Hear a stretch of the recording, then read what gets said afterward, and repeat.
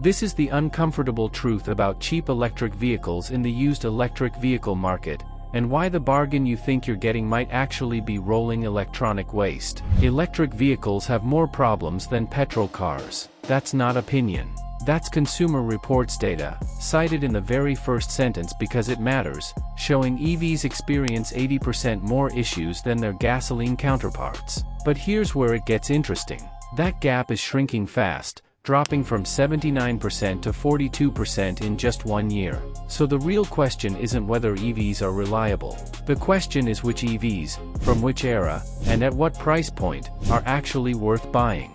And when we're talking about models like the Chevrolet Bolt or the Tesla Model 3, that question has very specific answers. Finding a reliable cheap electric car in 2026 is harder than it sounds. The genuine bargains live in the used market, the pre-owned EV market specifically, where battery health, recalls, and first-generation engineering can make or break everything. A $17,000 EV with a healthy battery pack, what technicians call a strong state of health or SOH percentage, is almost always a better deal than a $12,000 EV that's already lost a quarter of its range. That distinction matters more than most buyers ever realize. And so does something buyers almost never check: the battery warranty, which on most modern EVs covers the pack for 8 years or 100,000 miles at a minimum of 70% state of health. Start with the car that became the canary in the coal mine, the Nissan Leaf. When the Leaf launched in December 2010, it was one of the first modern battery electric vehicles available to ordinary consumers. Affordable,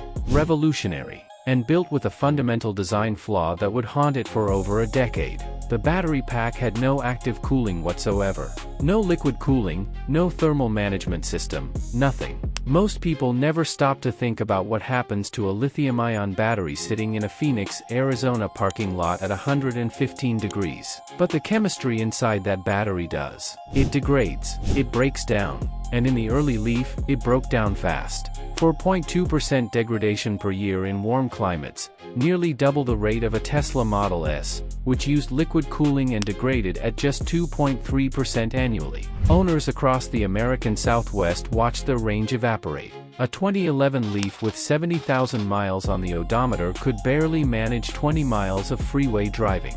Nissan produced 3 different versions of their 24 kilowatt-hour pack, each one slightly more resilient than the last. Enthusiasts gave them names: the original, the Wolf Pack, and finally the Lizard Pack, which arrived in 2015 with genuinely improved heat resistance. But by then, the damage to public trust was already done. And it wasn't just degradation. The UK's Advertising Standards Agency ruled against Nissan's marketing of the Leaf because they failed to disclose the thermal management issues and the charging performance throttling that came with them. This became known as the Rapid Gate scandal, named for the rapid DC fast chargers that triggered the throttling, exposing just how fragile the uncooled pack became under repeated high-power charging sessions. As one Australian auto expert put it plainly, the Leaf has a design deficiency. The battery isn't actively cooled, it gets too hot, and that shortens its life. Other EVs are not like this. That last point is crucial, because the Leaf's legacy has colored the entire conversation about EV battery longevity in ways that simply aren't fair to the broader market. Here's what the data actually shows. Geotab's analysis across thousands of vehicles found an average degradation rate of 2.3% per year. After 10 years, your battery still holds roughly 77% of its original capacity. Not perfect, but nowhere near the catastrophic failure people imagine. And according to Recurrent Auto's dataset of more than 20,000 tracked EVs, one of the most comprehensive real-world battery health databases available, the overall battery replacement rate sits at just 2.5%. Most of those were first-generation vehicles now 14 or more years old. For model year 2016 or newer, the replacement rate drops to 0.5%. There is one factor that genuinely accelerates degradation, though, and most buyers have no idea about it. High-power DC fast charging above 100 kilowatts doubles the degradation rate. 3% per year versus 1.5% for vehicles charged primarily on slower Level 2 chargers. A used EV with a history of road trip fast charging has aged noticeably harder than one that spent its life plugged into a garage outlet overnight. This is exactly why checking a vehicle's state of health percentage, its SOH, before purchase is non-negotiable. Now let's talk about depreciation, because this is where cheap EVs start looking most like electronic waste. Electric vehicles lose value at a staggering rate. Industry data shows 5-year depreciation averaging 58 to 59% for EVs, compared to roughly 45% for all vehicles. Some individual models blow past 70% loss, and many mainstream EVs are experiencing 35 to 55% value loss within just 24 months, compared to 15 to 25% for comparable gasoline cars. A 10-year-old Leaf with 70% state of health is worth basically nothing. $2,000 to $4,000 for what was once a $30,000 car. And here's the tension buried in that number. The data suggests it's more often the perception of battery degradation driving the value down, not the actual degradation itself. Fear is doing most of depreciation's heavy lifting. But depreciation cuts both ways. It's brutal if you bought new. If you're the second owner, those same falling prices can turn a $70,000 status symbol into a $22,000 commuter car.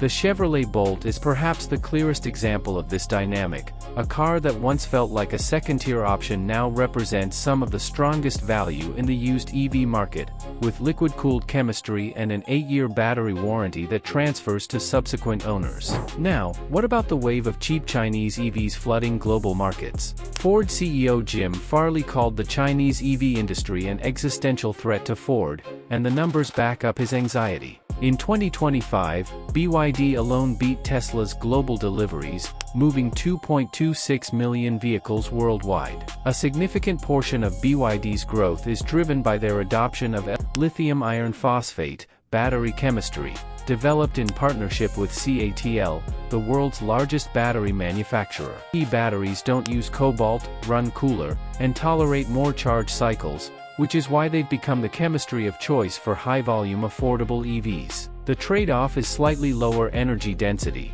but for urban commuters, it's a favorable exchange. Volume doesn't equal quality, though. In October 2025, BYD conducted the largest recall in its corporate history, pulling back 115,000 vehicles for design defects and battery-related safety risks. Faulty drive motor controllers in the Tang series. Incorrectly installed battery seals in the Yuan Pro that could allow water into the battery pack. Water into the battery.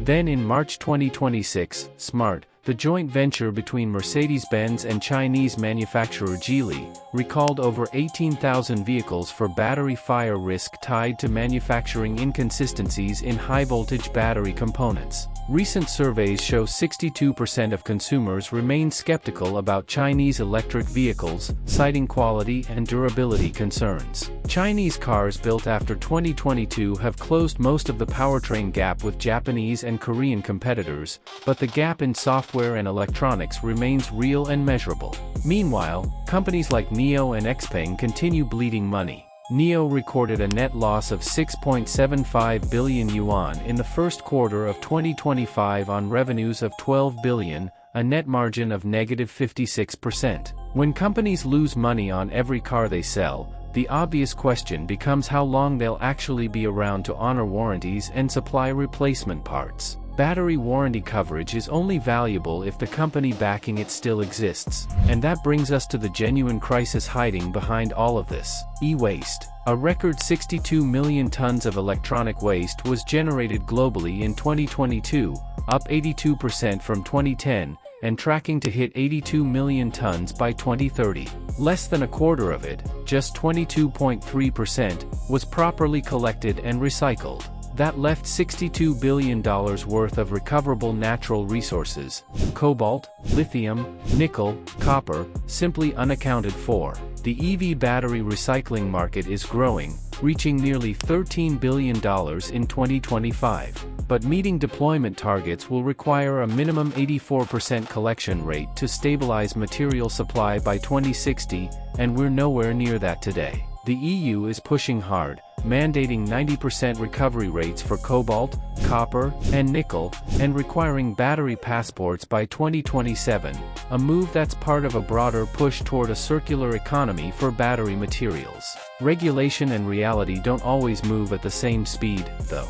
There is a genuinely hopeful trajectory buried in all these numbers. Battery costs have fallen 89% since 2010, dropping from over $1,000 per kilowatt-hour to around $100. They're projected to hit $80 by 2026 and $60 by 2030. Every year you wait, replacement becomes cheaper. By 2040, recycled batteries could supply up to 60% of global cobalt demand and 53% of lithium demand. So here's the definitive truth. The claim that most cheap EVs are electronic waste is partially right, but it's not the whole story. First-generation designs with air-cooled batteries, vehicles from hot climates, cars with extensive fast-charging histories, and EVs from financially unstable manufacturers, those are the genuine risks. But a model year 2016 or newer EV with liquid cooling, a verified state of health above 80%, moderate mileage, and a clean charging history isn't e-waste. Something like a used Tesla Model 3, a post-recall Chevrolet Bolt,